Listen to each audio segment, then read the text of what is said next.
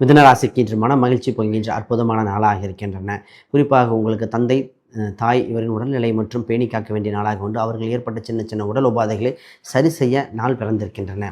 உங்களுக்கு உங்கள் ராசிக்கு 8ஆம் இடத்தில் சந்திர பகவான் பயணிக்கும் நேரத்தில் தெரியாத விஷயத்தில் முதலீடு செய்யக்கூடாத நாளாக உண்டு.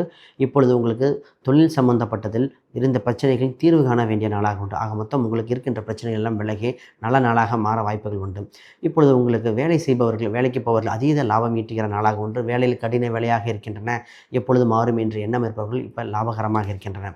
உங்களுக்கு இப்பொழுது வேண்டுதலாக குறிப்பாக துலாபாரம் உள்ள கோயில்கள், கொடிமரத்தில் இருக்கின்ற கோயில்கள், இது போன்ற கோயிலில் வேண்டுதல் ஏதாவது இருந்தால் அதுக்கு சென்று நிறைவேற்ற வேண்டிய நாளாக உண்டு.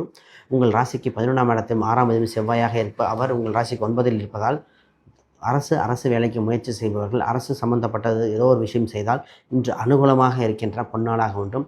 உங்கள் மேலும் வளர்ச்சியடைய உங்களுக்கு அதிர்ஷ்ட எண்ணாக பயன்படுத்த வேண்டியது 6 மற்றும் பிங்க் நிறத்தை பயன்படுத்துவது மிகுந்த யோகமாக இருக்கும். லக்ஷ்மி மந்திரங்கள், குபேர மந்திரங்கள், வள்ளி தெய்வானையுடன் இருக்கின்ற முருகர் வழிபாடு மிகுந்த யோகத்தை கொடுக்கின்ற பொன்னாள்.